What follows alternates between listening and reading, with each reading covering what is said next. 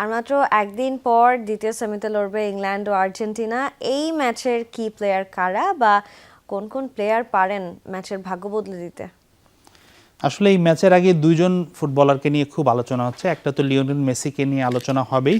Lionel Messi ইংল্যান্ডের সঙ্গে কিভাবে আক্রমণ করবেন, তাকে কিভাবে ঠেকাবে, এই নিয়ে আসলে ব্রিটিশ মিডিয়া খুবই একদম সরগোল হয়ে আছে। পক্ষান্তরে জুড বেলিংহাম ইংল্যান্ডের সবচেয়ে ইনফর্ম ফুটবলার, দুজনে প্রায় কাছাকাছি রোলে খেলেন।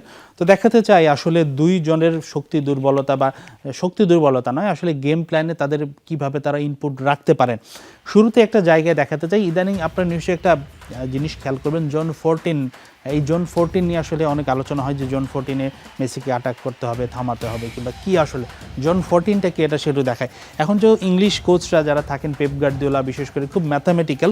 তো তারা মাঠকে এই ধরনের দেখেন, একটা রোতে কয়েকটা জোনে ভাগ করা হয়, একটা সাইডে 3টা করে রো ধরা হয় এবং মিডিলের রোটা দেখেন একটু বড়, মিডফিল্ডের যে এরিয়াটা গোলপোস্টের সামনে, সেই হিসাবে 3টা করে রো হলে আপনার জন 14 দ্বারাই প্রতিপক্ষ গোলকিপারের সামনে, ডি বক্সের সামনের যেই জায়গাটা, সেটা জন 14 নিশ্চয়ই দেখতে পাচ্ছেন। এবার আসা যাক জন 14 নিয়ে আসলে কি হচ্ছে। আমরা একটু পরের ছবিটা দেখাতে চাই। যেহেতু আর্জেন্টিনা সেন্ট্রালি অপারেট করে থাকে, তারা মাঝ মাঠ থেকে আক্রমণ করে থাকে, যেহেতু তাদের মিডফিল্ডারের সংখ্যা বেশি স্কোয়াডে, তাদের সেই মাপের উইঙ্গার নেই। তবে মেসি ম্যাচের প্রয়োজন অনেক সময় রাইট উইং পজিশনে শিফট হয়ে যান। কিন্তু যেহেতু তারা, আমি যদি মাঝখানে দেখাই, তারা এনজো ফার্নান্দেজ, ম্যাকালিস্টার, লিয়ান্দ্রো পারাদেজ এবং ডি পলকে খেলান, সবাই মিডফিল্ড, সেন্ট্রাল মিডফিল্ডার খেলে অভ্যস্ত। তো তাদের গেমটা মাঝমাঠ থেকে অপারেট হয়, এবং যেহেতু মাঝমাঠ থেকে তাদের খেলাটা অপারেট হয়, আপনি দেখেন ব্লু জার্সি যেই নাম্বারগুলো আছে, সেগুলো আর্জেন্টিনার ফুটবলারের মোটামুটি এই পজিশনে থাকে। তো জন 14 প্রতিপক্ষ ডি বক্সের সামনে গিয়ে এই জায়গায় আসলে ফাইনাল আক্রমণটা তৈরি হয়। এখন লিওনেল মেসি এই জায়গায় খুবই ভাইটাল, কেননা আপনি দেখেন আমরা একটা সার্কেল করে মেসিকে আইডেন্টিফাই করে ধরা হয়েছে, মেসি লেখাও আছে সেখানে। ধরুন মেসি এই জায়গাটাই নর্মালি থাকে, তিনি যেহেতু রাইট চ্যানেলে খেলে থাকেন। এখন লিওনেল মেসি কি করবে, এখানে যদি তাকে কেউ মার্কিং করতে আসে, ধরেন ইংল্যান্ডের একজন ডিফেন্ডার মার্কিং করতে আসলো, তিনি সেই ডিফেন্ডারকে সরিয়ে নিয়ে যাওয়ার জন্য অনেক সময় হাঁটতে হাঁটতে তিনি ইচ্ছাকৃতভাবে মাঝ মাঠে চলে আসেন, যেহেতু সে তাকে তার মার্কিংয়ের জন্য ফিক্সড। একজন ডিফেন্ডার চলে আসলো, অর্থাৎ ইংল্যান্ডের তখন চার ডিফেন্ডারের পরিবর্তে 3 জন হয়ে গেল। সেই জায়গায় হচ্ছে যারা অন্য যারা থাকবেন, যেমন এনজো, ম্যাকালিস্টার, বা আমরা যদি হুলিয়ান আলভারেস, তারা তখন 4 ভার্সেস 3 হয়ে যাবে। তো মেসি এই কাজটা করে থাকেন, এবং জন 14-এর মেসি যেই ট্র্যাক ব্যাকটা করে, বা অনেক সময় মেসি দাঁড়িয়ে থাকে, অন্যরা রান করে, অন্যরা দৌড়াতে যায়, যেটাকে ডিকয় রান বলা হয়, বা বাংলায় যদি বলা বলি ফেক রান, ফলস রান। তারা বিভ্রান্ত করার জন্য যায়, তখন মেসি এই জায়গাটা একটা স্পেস ক্রিয়েট করে থাকে। বা জন 14-এর এই কর্নারের একটু সামনে থেকেই কিন্তু হুলিয়ান আলভারেজ গত ম্যাচে দুর্দান্ত একটা শট নিয়েছিলেন। তো আর্জেন্টিনার গেম প্ল্যান, মেসির গেম প্ল্যান, এই জোনটা খুব ইম্পর্টেন্ট। এবং ইংল্যান্ডের আমরা যদি দেখি, মিডিয়া দেখি, বা তাদের যারা এক্সপার্ট আছে, সাবেক ফুটবলাররা, তারা সবাই এটা নিয়ে কথা বলছে, মেসিকে এই জোন 14-এ কীভাবে আটকানো যায়। তো এটার দিকেই দৃষ্টি থাকবে সবার, বা এটাই টক অফ দ্য টাউন, এবং আর্জেন্টিনা এবং ইংল্যান্ডের ট্যাকটিক্সের বড় একটা অংশ জুড়েই থাকবে এই জোন 14। এবার জুড বেলিংহামের কথায় আসি। জুড বেলিংহাম আসলে খুবই আলোচনায় আছেন, এবং আলোচনাটা স্বাভাবিক। তিনি খুব ভালো পারফরমেন্স করেছেন। তিনি একজন মিডফিল্ডার, বয়স মাত্র 23 বছর, ইতিমধ্যে 6টি গোল করে ফেলেছেন।